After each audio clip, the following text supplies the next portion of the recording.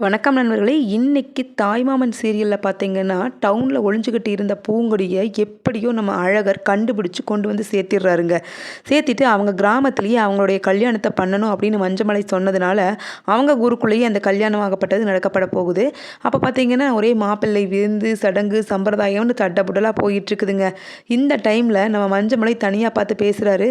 "என்னம்மா பூங்கொடி, எப்படியோ அங்க இருந்து தப்பிச்சு புடலாம் அப்படின்னு பார்த்தா, இந்த அழகர் பையன் உன்ன வேற கடத்தி கொண்டு வந்து இங்கேயே கொண்டு வந்து சேர்த்திட்டான். இருந்தாலும் இருந்துட்டு போகட்டும். ஆனா நாளைக்கு காலையில சடங்கு சம்பிரதாயம் செய்யும்போது, கல்யாணம் பண்ணும்போது நீ அங்க கண்டிப்பா இருக்கக்கூடாது." அப்படின்னு சொல்லிடுறாருங்க. இந்த டைம்ல பார்த்தீங்கன்னா, கல்யாணமே வேண்டான்னு சொன்ன இவளுக்கு கல்யாணமா நடக்குது. ஆனா நம்ம யாரு கூட வாழணும்னு ஆசைப்பட்டோமோ, அவங்க கூட நம்மளுக்கு கல்யாணம் நடக்கல அப்படின்னு சொல்லிட்டு, இந்த நந்தினி ஓரமா நின்னு அழுதுகிட்டு இருக்காங்க. அந்த டைம்ல பார்த்தீங்கன்னா, நம்ம அழகருடைய தங்கச்சி அதாவது பேச்சி வந்து சொல்றாங்க, "இந்த மாதிரி ஒரு அண்ணன் கிடைச்சதுக்கு நான் ரொம்ப கொடுத்து வச்சிருக்கணும். எங்க அண்ணன் வாங்கி கொடுத்த சேலைய நான் கட்டிட்டு நிற்க தான் போறேன். உங்க அப்பா என்ன பண்ணுவானோ பண்ணட்டும்." அப்படின்னு சொல்லிட்டு சொல்லி பேசிக்கிட்டு இருக்காங்க.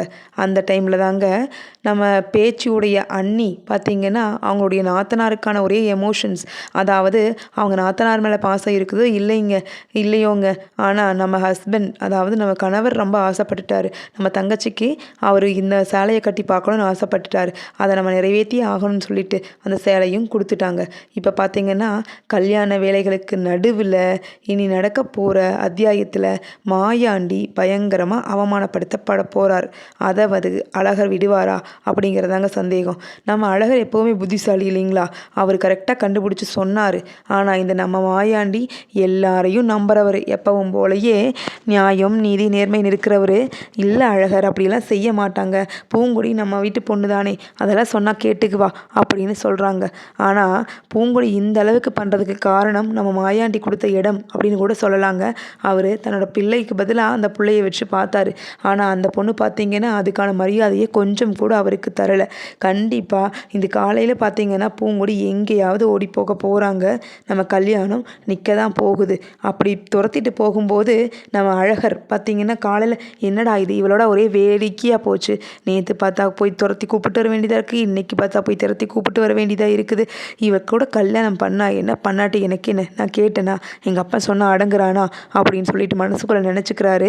அதே டைமில் இவளை துரத்திட்டு காலையில் 5 மணிக்கு போகும்போது பார்த்திங்கன்னா ஒரு சின்ன ஆக்சிடெண்ட் ஆயிடுதுங்க. அந்த டைமில் தான் நம்ம பூங்கொடிக்கு ஒரு மாதிரி மயக்கமாயிருது. மயக்கமான பூங்கொடியை பார்த்திங்கன்னா ஹாஸ்பிட்டல் தூக்கிட்டு போகிறாரு நம்ம அழகர். அங்கே போயிட்டும் அவர்னால் நிம்மதியாக இருக்க முடியல. ஏன்னா காலையில் வெடியறதுக்குள்ளே வீட்டுக்கு வந்தாகணும். அங்கே கல்யாண வேலைகள் வேறு நடந்துட்டுருக்குது. நம்ம அப்பாவுக்கும் நடந்தது என்ன அப்படின்னு தெரியாது. இவன் முழிச்சுக்கிட்டா என்ன பிளான் போடுவா, இவங்க அப்பா கூட சேர்ந்துட்டு நம்மளால் கண்டுபிடிக்க முடியல இடமாப்பில் அப்படின்னு அவரோட ஃப்ரெண்ட்ஸ் கூட வந்து நின்று பேசிக்கிட்டு இருக்காரு. அப்போ அவங்க தங்கச்சி சொல்கிறாங்க, "என்ன அண்ணா இது, அண்ணனை ரொம்ப கஷ்டப்படுத்துகிறாங்க இந்த கல்யாணத்தை பண்ணி. முதல்ல எப்படி சுற்றிக்கிட்டு திரிஞ்சவன், மைனர் மாதிரி திரிஞ்சவனை இப்படி ஒரே வீட்டுக்குள்ளே அடைச்சி இந்த பொம்பளை கிட்ட மாட்டி விட்டுட்டாங்களே. நம்ம அண்ணனை ஒழுங்காக பார்த்துப்பாளா இவளை நம்பி எப்படி நம்ம விட்டுட்டு போகிறது?" அப்படின்னு ஒரு மாதிரி கவலையாக பேசுகிறாங்க. ஆனாலும் அண்ணின்னு மரியாதையாக அந்த பொண்ணு பேசும்போது பூங்கொடி கொஞ்சம் கூட அந்த பொண்ணுக்கு ஒரு மதிப்போ மரியாதையோ தர்றது கிடையாதுங்க. இப்படியே போயிட்டு இருந்துச்சு அப்படின்னா இந்த கல்யாணம் நடக்குமா அப்படிங்கிறது கொஸ்டின் மார்க் தான்.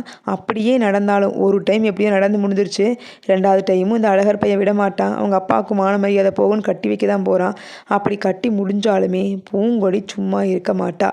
ஏன்னா அவங்க அப்பாவோட ஒரு கையை வெட்டின மாயாண்டியுடைய கழுத்தையே வெட்டணுங்கிறது அவளுடைய நோக்கம். அப்படி இருந்தாலும் முடியாதுங்கிற காரணத்தினால தாங்க இப்போ கல்யாணத்தை கெடுக்க போகிறாங்க. மறக்காமல் நம்ம சேனலை சப்ஸ்கிரைப் பண்ணுங்கள்.